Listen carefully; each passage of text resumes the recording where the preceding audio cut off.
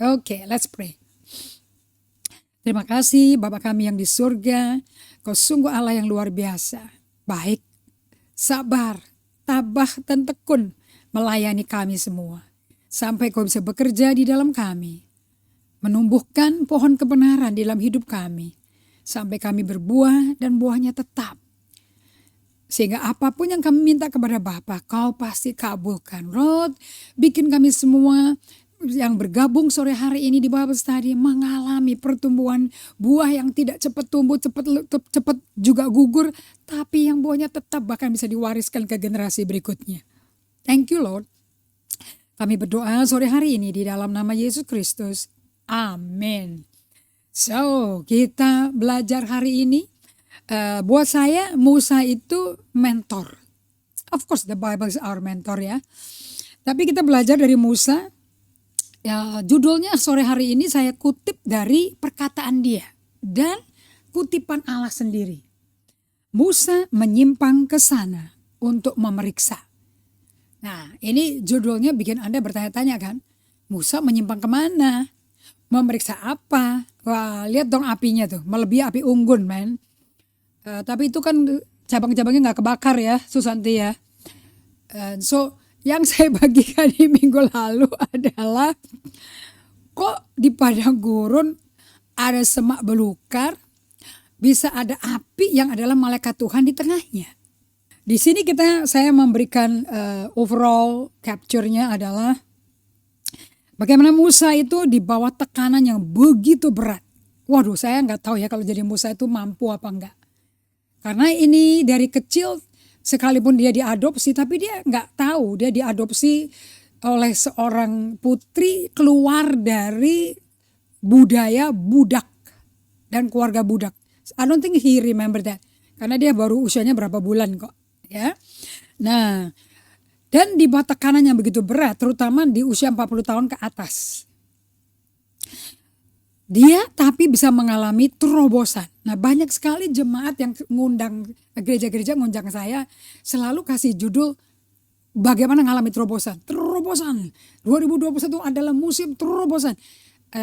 Sesuatu yang diterobos tuh artinya berat, tebel, susah pakai palu aja tuh mungkin nggak terjadi apa-apa gitu loh. Ini terobosan ini butuh kekuatan yang luar biasa yang di luar kemampuan manusia.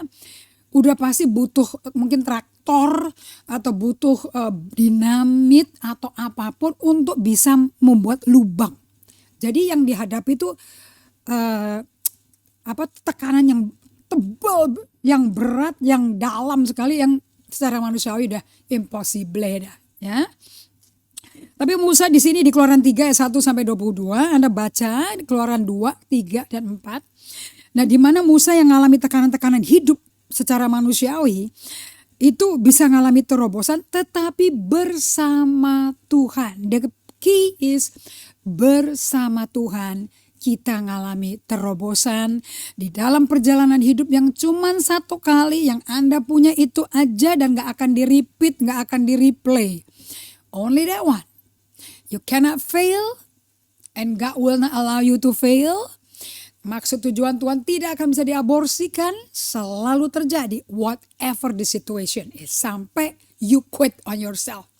Kecuali kalau Anda nyerah sama dirimu, there's nothing God can do. Karena Allah menghormati kehendak bebas kita. Oke. Nah, ini buku biasa Keluaran 3 ini bicara mengenai hubungan spesial Musa dengan Allah. Ini buku bicara mengenai integritas, mengenai kehidupan luar dan dalam sama, alias integritas, atau luar dan dalam kongruen. Oke. Nah, Musa ini adalah contoh yang luar biasa bagaimana seseorang yang hidupnya udah hancur-hancuran, berantakan, di body press yang berat, tetapi menemukan the greatness of God yang Tuhan pernah taruh di dalam dia. Karena Mazmur 139 ayat 13 sampai 16 berkata bahwa di dalam rahim ibu kita ditenun. Dibentuk di dalam kegelapan yang paling dalam. Waktu tulang bertumbuh, itu pun dicatat Tuhan. Bahkan buku pun mengenai hidup kita telah tersedia. So nothing yang lahir di bumi baik tim BTS saya maupun Anda semua yang bergabung maupun saya pribadi yang ada di bumi ini by accident. Allah ada maksud dan tujuan. He has a clear purpose and intent for you and me. So, di sini ada kejadian, saya akan baca ya. Keluaran 3 ayat 1, 2, 3. Adapun Musa, ia biasa menggembalakan kambing domba, Yitro mertuanya, imam di Midian. By the way, Midian itu Arab Saudi. Jadi Anda tahu ya, dia kaburnya dari Mesir itu gak main-main, jarak jauh loh. And dia menggembalakan kambing domba yang bukan miliknya dia. Anda tahu kan dia orang kaya, dibesarkan dalam kemewahan, kelimpahan, istana Firaun sendiri. Dan Firaun itu dewa. Manusia, bukan manusia biasa, didewakan. Dan kehidupan seluruh rakyat Mesir dan budaknya termasuk itu mengalami fusion. Dan fusion itu penyatuan identitasnya. Firaun adalah identitas rakyat dan budak-budaknya. Mereka hidup karena Firaun. Oke. Nah, perhatikan baik-baik nih. Sekali, ngapain sih dia di Midian, nanti kita bagikan. Sekali, ketika ia menggiring kambing domba itu milik mertua. Orang kaya gak punya apa-apa, sekarang gembalakan kambingnya orang. Ke seberang padang gurun. Nah, kalau di King James Version of the Bible, to the backside of the desert. Anda tahu gak artinya the backside of the desert? Itu ngomong mengenai tempat yang gak tercatat, gak kelihatan, gak ketahuan, totally anonymous. Pokoknya pengenalan, ketenaran, popularitas, kepandaian si Musa zelt, nol, putul. At the back of the desert, nobody knows him. Jadi jangan pikir Musa ini figur yang muncul di Time Magazine ya. Dia gak muncul di majalah terkenal, dia gak muncul di National Geography, nothing. He's at the back of the desert. Sampailah dia ke Gunung Allah. So arahnya dia ke Gunung Allah. Tidak ada yang ditulis secara kebetulan untuk penuhin buku. Gunung Allah adalah Gunung Horeb. Berarti dia mau ketemu Allah dong. Really? Betul apa tidak? Nah, yaitu Gunung Horeb. Lalu malaikat Tuhan menampakkan diri kepadanya di dalam nyala api yang keluar dari semak duri. Lalu dia melihat. Dan tampaklah semak duri itu menyala, tapi tidak dimakan api. Dan Musa berkata, nah lihat baik-baik di ayat 2-nya ya. Lalu Musa melihat.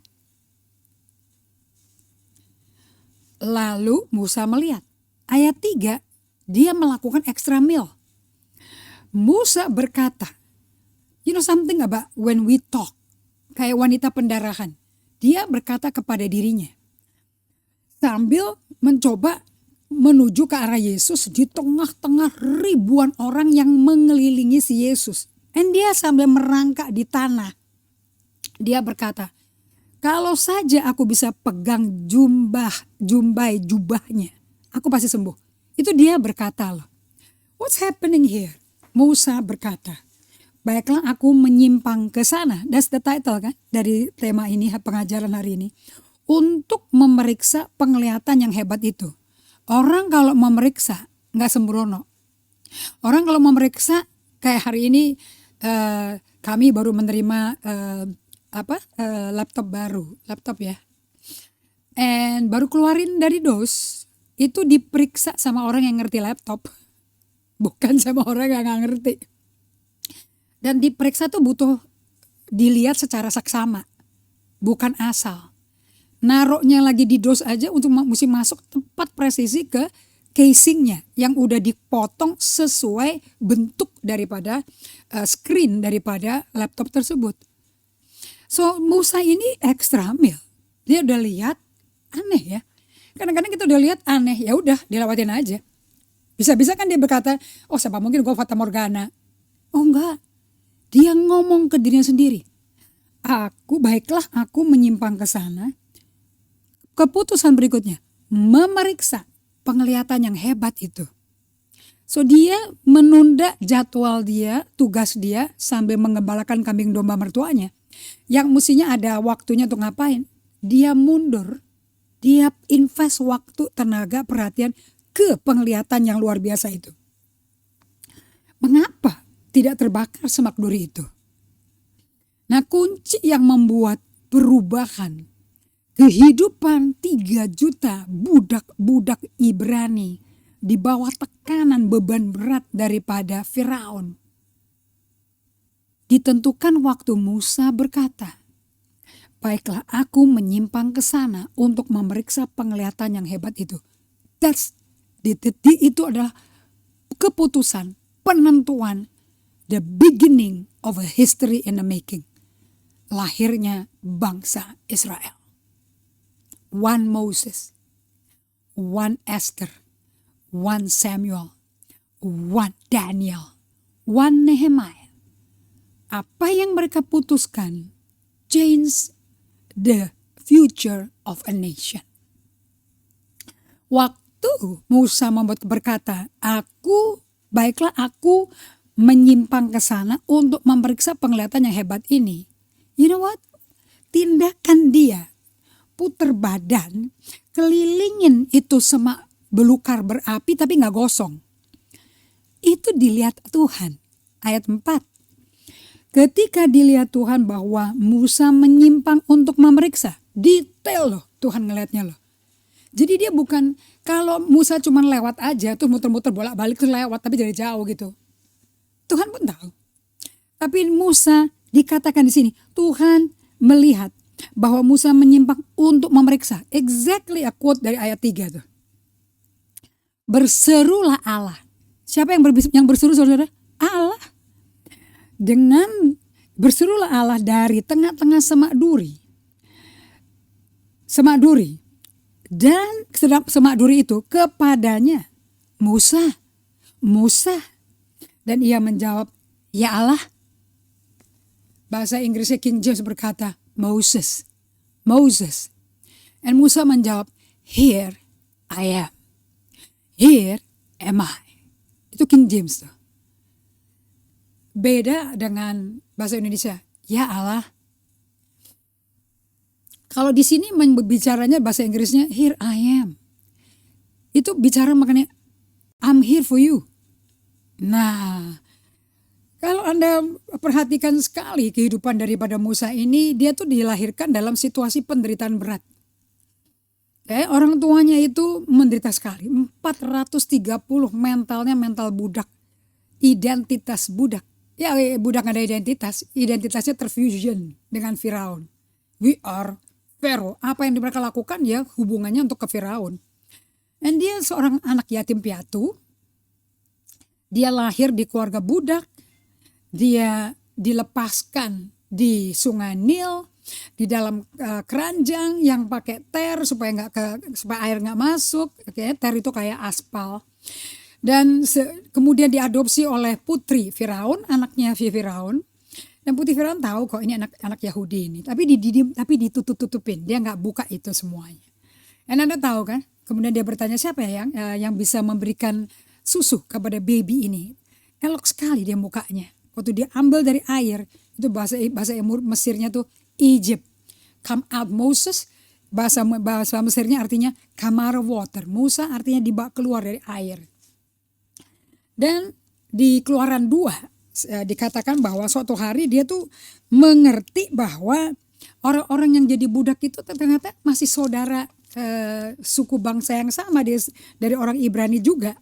Nah, waktu dia lihat ada orang 2 Ibrani berantem, dipisahkan mereka.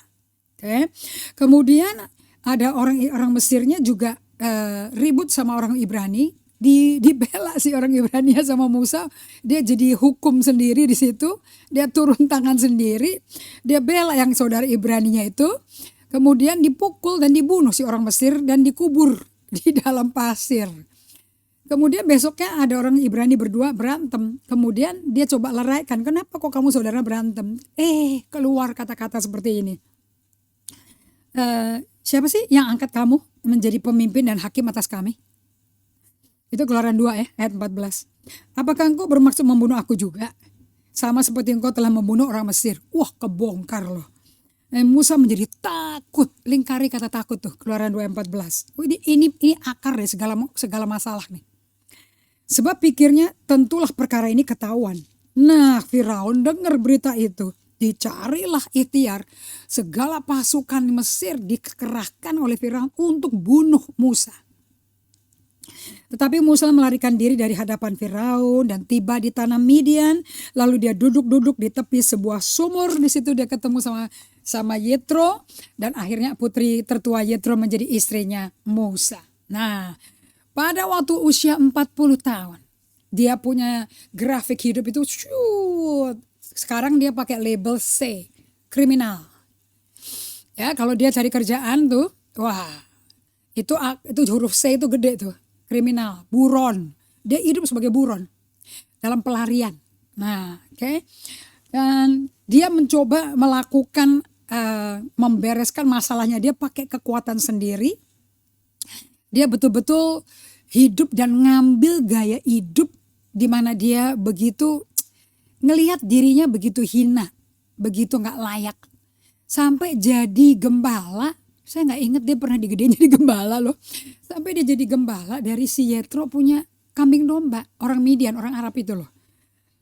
Nah, Anda mesti tahu di usia 40 tahun ini dia lari ke padang gurun. Itu padang gurunnya Arab Saudi. Kemudian di padang gurun itulah yang dia berkata, I will now turn aside and see this great sight. I will now turn aside. Saya tertarik di bahasa Inggris dengan kata I will. Every time I will itu kehendak kita dipakai. And saya pelajari ciri-cirinya si Musa. He always come near towards God. Selalu ke arah Tuhan. Itu ciri-ciri kehidupan Musa. Sampai nanti mau masuk ke tanah perjanjian.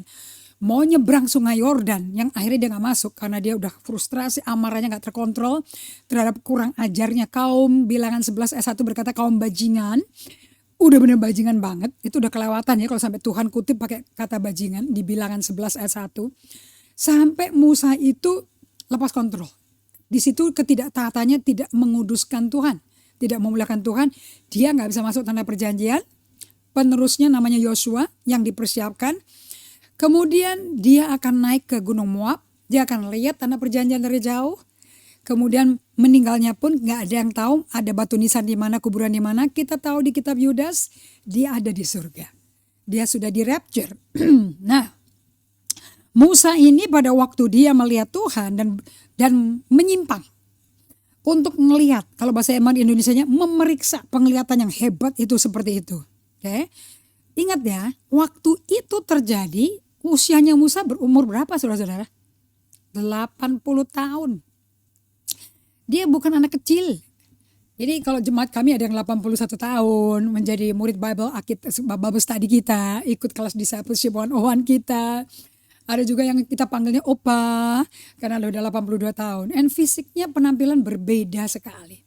Ternyata ini semua berhubungan dengan bagaimana kita aktifkan stimulasi kognitif kita ya. Semakin aktif kognitif kita distimulasi tiap hari, baca Alkitab tiap hari, dialog sama Tuhan tiap hari, sama umat Tuhan, hidup dalam komunitas Tuhan, you will be healthy.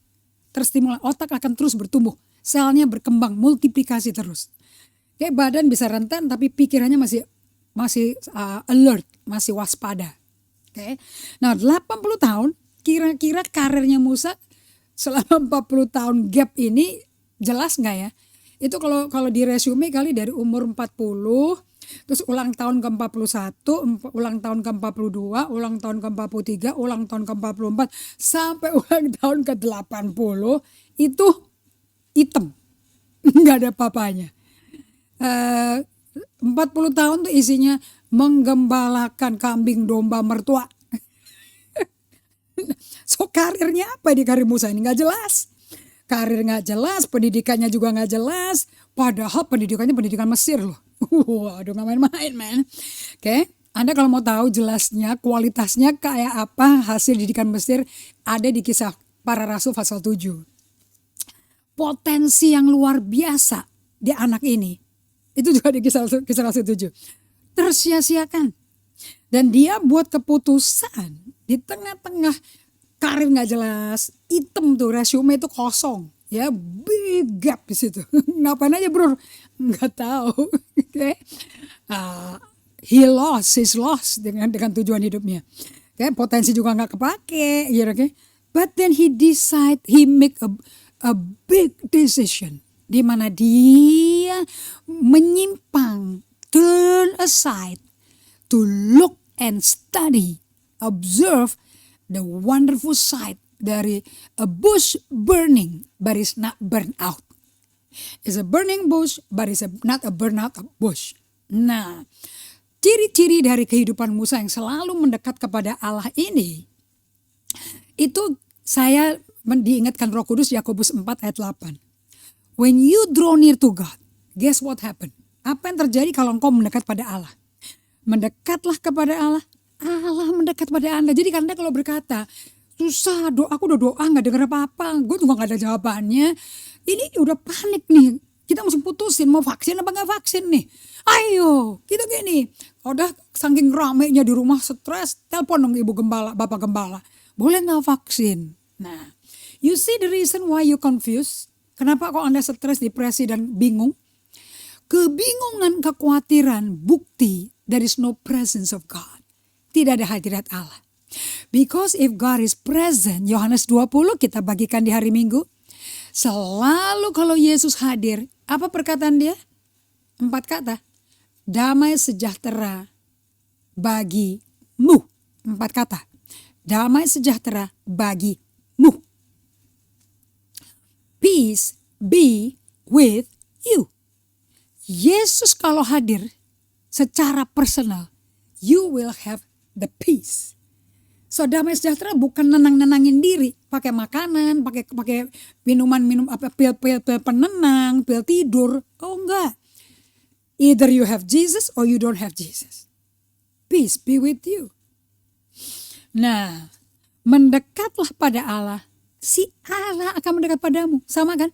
Waktu Musa membuat keputusan untuk menyimpang ke sana dan memeriksa penglihatan yang hebat itu. Apa yang terjadi di ayat 4? Allah melihat Musa menyimpang untuk memeriksa. Dikutip loh perkataannya Musa loh. Kan Musa berkata, baiklah aku menyimpang ke sana untuk melihat penglihatan yang hebat ini. Kan Musa berkata, diambil perkataannya. So be careful, ini ayin pay. Whatever we say, di dalam hadirat Tuhan atau di hadapan atau sendirian atau ada orang, God capture it. Ditangkap Tuhan lah. Nah karena Musa mengarah kepada Tuhan, he moved toward God, not away from God, malah mendekat. Allah mendekat pada dia. And God berseru, God calls Moses, Moses. And dia berkata, here I am.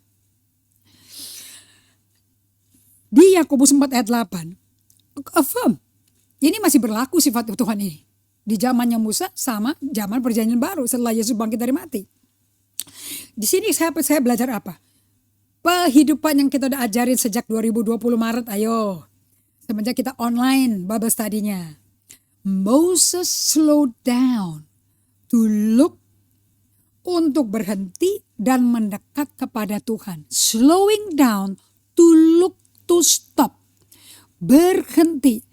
Solitude and silence adalah cara yang Tuhan mau untuk kita mendapat pewahyuan Tuhan yang kita butuhkan untuk saat kebingungan terjadi. There is no other way untuk kalian bisa mendapat pewahyuan. Bahkan God will give you your destiny. Waktu Anda belok dan memperhatikan Allah, Allah akan mendekat pada Anda. Bahkan mewahyukan pada Anda. What is your destiny? Maksud tujuan destinasi Allah bagi Anda apa? Yang sudah diberikan waktu Anda di kandungan ibumu. There is the greatness yang Tuhan depositokan ke Anda yang Anda belum tahu.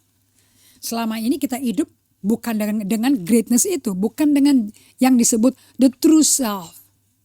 The true self artinya maksud tujuan Allah dari original, dari sekejap kita di rahim, dibentuk di rahim mama kita. That one, untuk apa kamu dibikin? Dari sejutaan sperma dilepas, you are the only one yang jadi manusia, jadi janin. So pasti ada tujuan Allah dong. Now if you can find that, you become your true self. You are the most happiest person on the face of the earth. Kenapa? Karena Anda menjadi sesuai tujuan dan maksud Tuhan. That's the key. Tetapi yang kita lihat mengenai Musa di sini adalah, kita lihat di sini. Waktu Allah melihat, God sees the decision of Moses and he called Moses name. Keputusan itu menentukan nasib dan masa depan 3 juta umat Ibrani.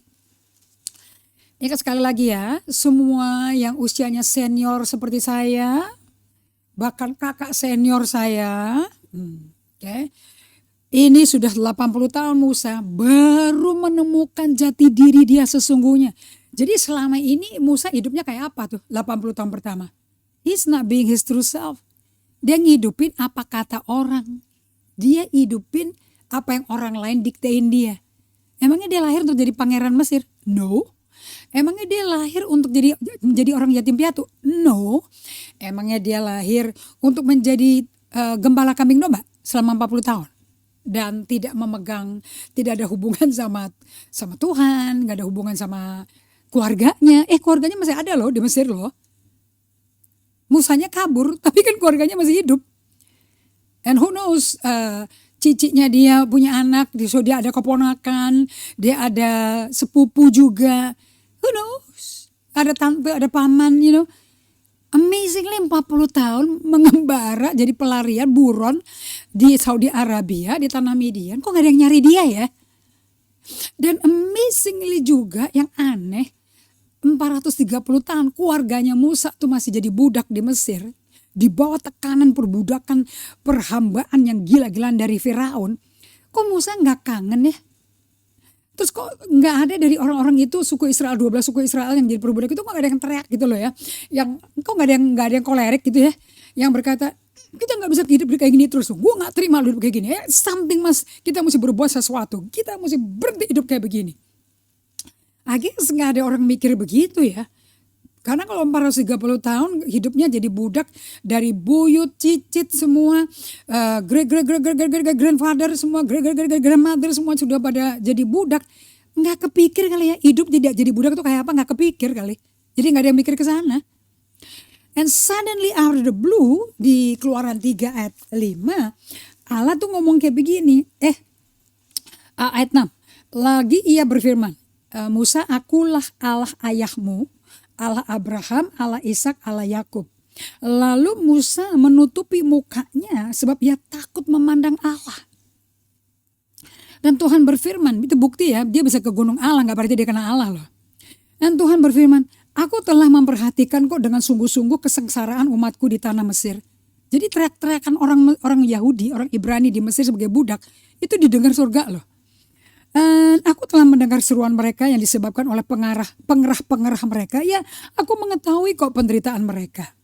Sebab itu aku telah turun untuk melepaskan mereka dari tangan orang Mesir. Dan menuntun mereka keluar dari negeri itu ke suatu negeri yang baik dan luas. Suatu negeri yang berlimpah-limpah susu dan madunya. Ke tempat orang Kanaan, orang Het, orang Amori, orang Feris, orang Hewi, orang Yebus.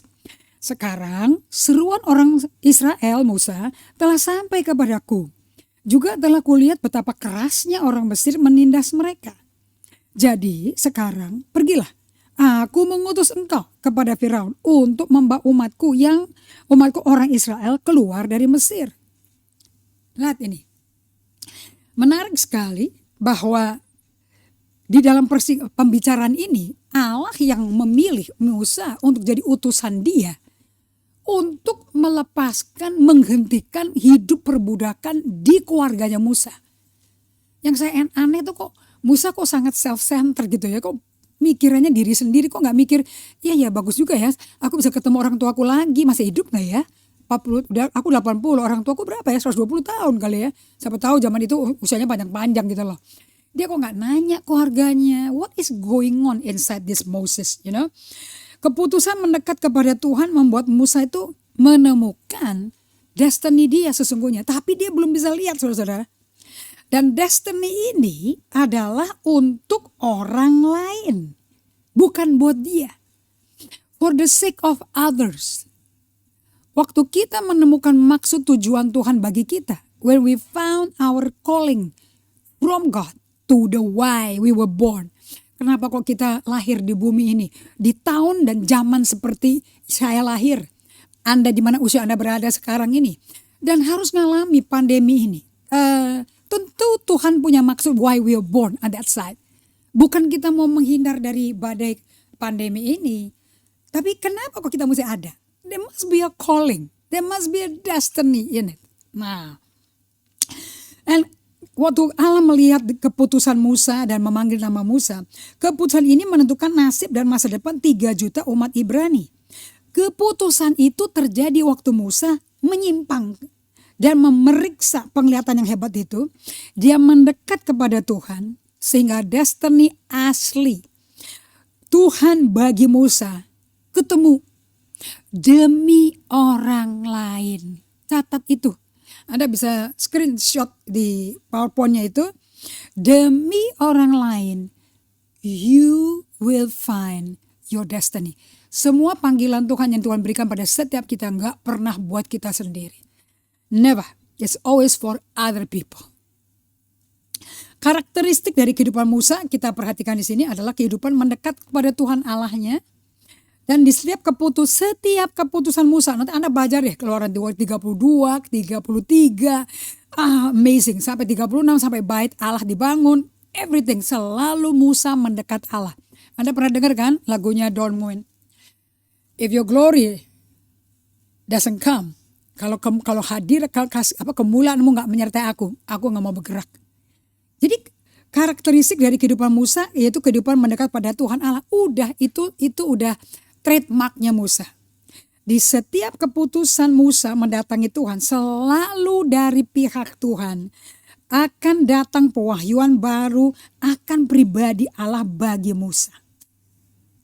Oke, so saya mau ngulangi Anda sekali lagi ya, bahwa Musa ini, karir barunya Musa itu adalah kalau dia terima panggilan Tuhan di Keluaran 3 ayat 9. Oke, dan ayat 10. Hari ini aku mau utus kamu pergi ya. Now that's the true destiny. Tapi Musa tuh gak bisa kebayang gitu. Bahwa dia itu bisa ketemu Firaun lagi. Gak kebayang sama dia. Penuh dengan apa sih di dalam dia itu. Lihat ya di kalimat berikutnya. Musa itu ternyata penuh ketakutan. Karena dia bilang aku takut gitu loh. Nah, ia harus jadi Musa ini yang saya perhatikan dia mesti merdeka ya dari ketakutan itu. Ketakutan apa sih? Ketakutan diketemukan orang Mesir. Karena kan dia buron.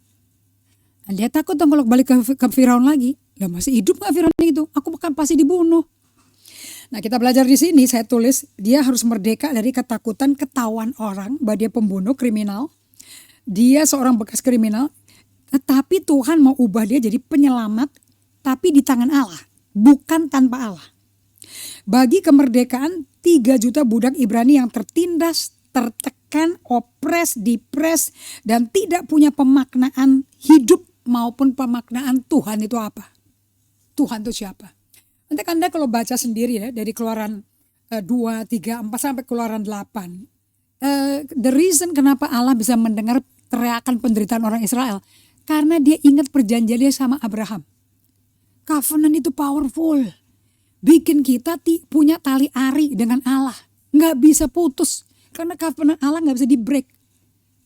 God is a covenant making God. Covenant keeping God. And covenant fulfilling God. Makanya walaupun terpisah 30 tahun. Gak putus. Because I remember the covenant. Covenant membuat kita punya satu kata yang bisa dipegang. Allah ingat.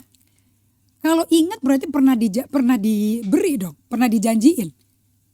Semua janji yang pernah diberi terus gak pernah dipenuhin atau butuh waktu lama, butuh kata ingat. Karena itu berupa janji. Nah, Musa dengan karir yang gak jelas, pada waktu dia dipanggil Allah, Moses, saya berdoa Anda pada waktu solitude silence mendekat pada Tuhan, memeriksa, mau menyelidiki hati Tuhan, mau kenal Tuhan. Karena Daud berkata Mazmur 46 ayat 11, berdiamlah dan kenalilah aku dan ketahuilah aku Tuhan. If you spend time observing God, seeking God, looking for God, God will come draw nigh to you and He will make revelation, even calling your name. Apakah Anda rindu hari ini?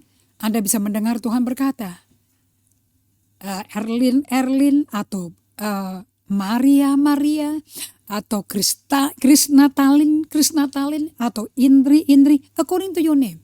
You ask God, please call my name. And apakah Anda bersedia menjawab, ya Allah?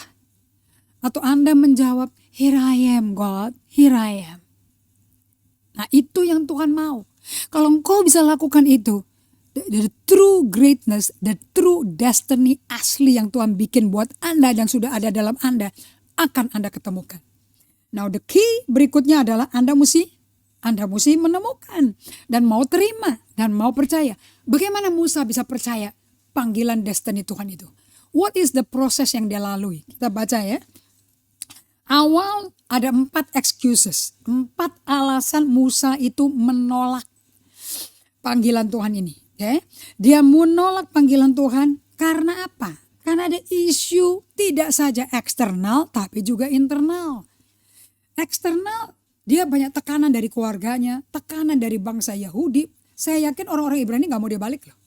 Kenapa? Kan udah ketahuan sama orang Ibrani, si Musa pembunuh, kriminal. He's a murderer. Kan saudaranya 2 ribut kan bilang, kamu yang ngangkat kamu jadi hakim itu siapa? Kamu mau bunuh kita juga kayak kemarin. Nah kan, jadi orang Ibrani sudah tersebar Musa reputasinya kayak apa. Oke. Itu juga karena identitasnya si Musa kacau juga sih, karena multikultural. Dia orang Ibrani, Arab, dia orang Mesir, oke? Dia anak budak Ibrani, dia pangeran Mesir, dan dia juga ngalami pasti ya kayak saya waktu saya di Kuepang dan ditinggal ke Jakarta oleh orang tua dan kakak saya tanpa saya dikasih tahu kenapa saya ditinggal. Usia 8 tahun saya jurut nyari orang tuaku dan saya hanya lihat mobil belakangnya aja dan nggak stop, nggak balik dan nggak ada yang jelasin kenapa aku ditinggal. Aku teriak-teriak di pinggir jalan. Oke, dan itu dilihat kakak saya paling tua. Nah, dan itu meninggalkan ke saya sampai usia ini ada rasa dilantar, rasa mau ditinggal, rasa mau dilantarkan orang gitu loh. Itu kuat di saya. Saya percaya si Musa juga mengalami deep rejection from his parents. Abandonment yang tepat ya. 40 tahun dibesarkan dengan pola pikir seorang pangeran Mesir yang cerdas, cakap berbicara. But he is a murderer, pembunuh orang Mesir dan melarikan diri dari Mesir. Musa mengalami kesulitan untuk keluar dari identitas multikultural dan pelantaran yang dalam oleh orang tua sendiri dan kehidupan pikiran yang campur baur. Dia nggak tahu dia mau ngambil yang mana nih wujudku. Pangeran Mesir, budak Ibrani, oke, karena keluaran 2 kan dia sadar dia saudaranya mereka semua. Keluarganya dia kan ada di Goshen. Nah, mantunya imam besar orang Midian. Who am I? Gembala, who is this? You know? So problem Musa, saya tulis di sini adalah isu internal. Majornya tuh internal. Oke. Di mana dia memiliki gejala I am a mistake syndrome. Kalau Anda melihat diri Anda dan kesalahanmu dan dosa yang memalukan, terus diinget-inget, terus dipikirin, terus suka balik-balik, balik lagi. You know what? Itu menyebabkan Anda jadi orang kayak apa? You become insecure. Itu yang membuat keputusan, aku gak mau macam-macam deh. Nanti aku salah lagi, nanti aku dosa lagi. Mendingan aku gak ngapa-ngapain. Anda mengambil postur status quo. I don't want to have anything to do with it. I don't want to know. Sama sekali. Okay? Nah, di Keluaran 3:10 dikatakan, jadi sekarang pergilah aku mengutus kamu ya kepada Firaun ya Musa. Ini Allah yang ngomong loh. Untuk membawa umatku ya. Dijelasin loh, detail. Terus jawabannya dia ayat 11 ngomongnya apa? Siapakah aku ini? That question hanya dapat dikatakan sama orang yang gak punya identitas. Who am I? What is going on with me? Who am I? I don't even know. Bagaimana aku bisa menghadap Firaun dan membawa orang Israel 3 juta yang pada tahu aku buron, murderer, keluar dari Mesir. I mean God, kepermintaanmu itu aneh-aneh aja. Siapakah saya? Saya tertarik loh dengan perkataan Musa. Who am I?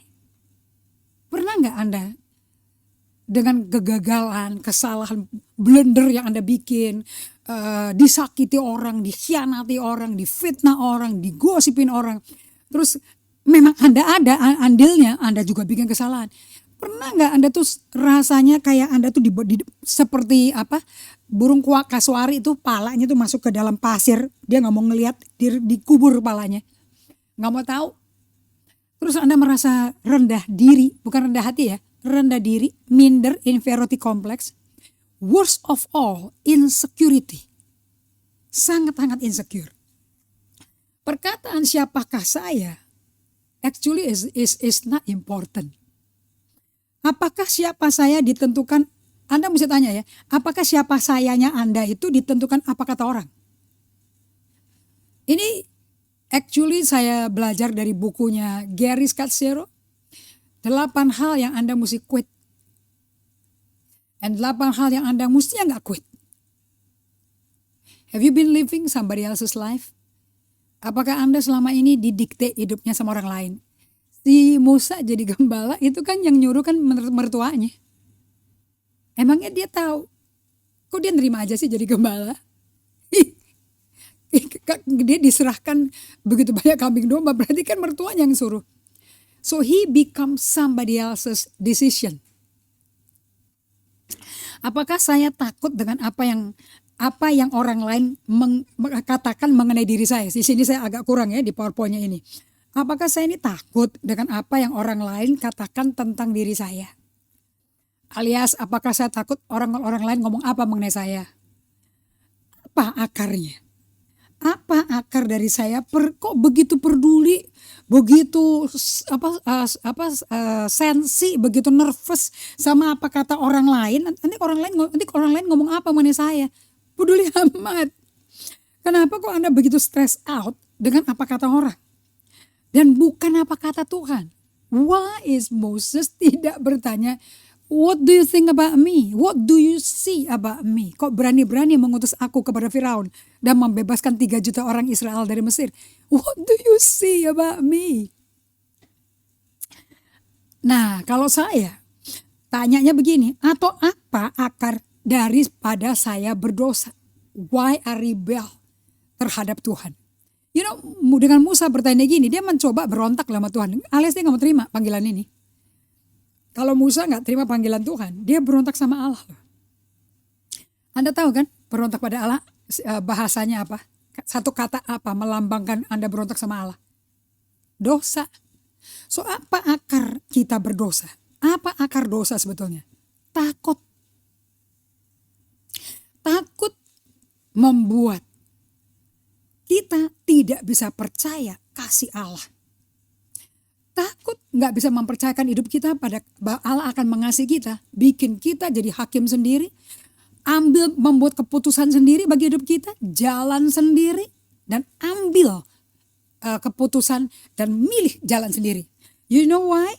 Karena ini berakar di Kejadian 3 loh. Kenapa sih Adam sama istrinya tuh sampai berdosa tuh kenapa? Karena mereka takut percaya dalam kasihnya Allah itu bisa dipercaya apa enggak. Ingat ya, waktu manusia diciptakan Allah, itu manusia itu bukan robot loh. Kehendak manusia memilih itu bukan diatur, dikontrol dari surga loh. Anda bisa lihat di PowerPoint-nya bahwa manusia itu diberi kehendak bebas untuk memilih. Adam dan Hawa pilih, dia jadi hakim sendiri, dia ngatur hidupnya sendiri. Dia gak mau tahu Allah cinta dia apa enggak, dia gak mau tahu. Sampai perkataan iblisnya dibeli kok. Akibat akar dari takut mempercayakan hidup kita kepada kasih Allah, manusia mengambil keputusan untuk milih jalannya sendiri. Padahal di Keluaran 3 ya, ayat yang ke-12, jawabannya Allah kepada Musa, itu kan Keluaran 3:11, siapa aku? Tahu gak jawaban Allah apa? Firman Allah, bukankah aku menyertai kamu? Jawabannya menarik ya. Bukankah aku Immanuel, Allah besertamu? Inilah tanda bagimu ya Musa, aku mengutus engkau. I am with you. Buktinya bahwa aku mengutus kamu, bahwa kamu tahu aku menyertai kamu. Dan yang aneh, Musa hanya tanya, nanti aku mesti ngomong apa ya kepada mereka? Kalau oke deh, kau utus aku. Terus aku ngomong apa? Siapa yang ngutus aku? Dan Allah jawab, I am, the I am, send you. Kenapa kok jawabannya I am, the I am, send you? That will be for Saturday. Itu akan saya bagikan di hari Sabtu. Tetapi pesan saya kepada Anda semua.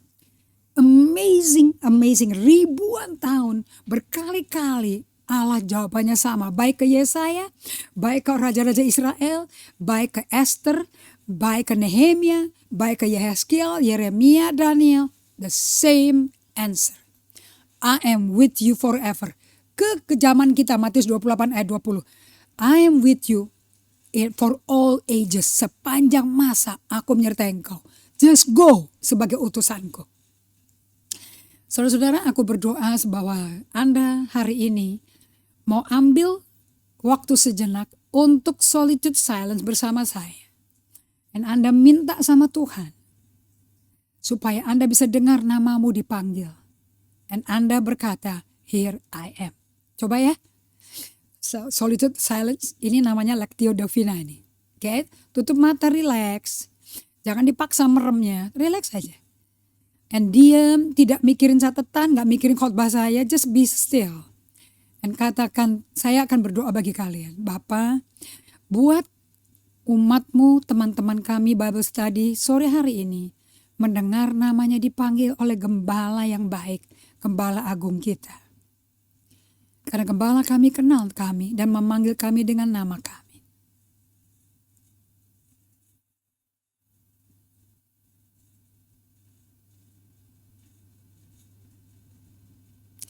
Here I am, Lord. Ya Allah. Amen. Now if you will practice this, kalau Anda mau praktek ini setiap hari, 2 menit, every time, sesering mungkin. You will know, God will draw nigh to you, Allah mendekat padamu, dan Allah akan panggil namamu. And make sure waktu Anda dipanggil namanya, jawaban Anda apa? Here I am. And dia akan buka pewahyuan untuk panggilan mulia yang khusus diberikan untuk Anda. Anda adalah ciptaan khusus yang unik bagi Allah. You are unrepeatable. Nggak ada duanya Anda. Dan tidak dapat diulangi lagi. You are only you. Only one of you. Jadilah orang yang memiliki dan memeluk destiny aslinya Tuhan. Be your true self. Tuhan berkati, kita tutup dalam doa ya. Bapak, terima kasih untuk sore hari ini. Kami berdoa melalui mentor kami Musa di kitab Keluaran 3 dan 4. Kami bisa menemukan dan menerima panggilan Tuhan aslinya. Sehingga kami bisa hidup menjadi jati diri kami. And become the happiest man, happiest person, happiest woman of God in the whole world. Thank you Jesus. To God be the glory. Amen. Alright, saya sedikit latih Anda untuk 1 minute Lectio Divina atau Solitude Silence supaya Anda bisa mendengar Tuhan. The reason kalian bisa berdiam di tempat sunyi to listen. This year is the year of listening. Karena semakin kacau dunia, semakin capek dunia dengan banyak urusan gak kelar-kelar, politik yang kacau. Okay? Remember, kita adalah anak Allah Bapa. Kita anaknya. Dan dia beserta kita. God is with us. That's more than enough. Amin. Kita ketemu hari Sabtu jam 12 siang di sambungan dari pengajaran ini. Okay, so you can become the great man, the great woman of God that God wants you to be. God bless you.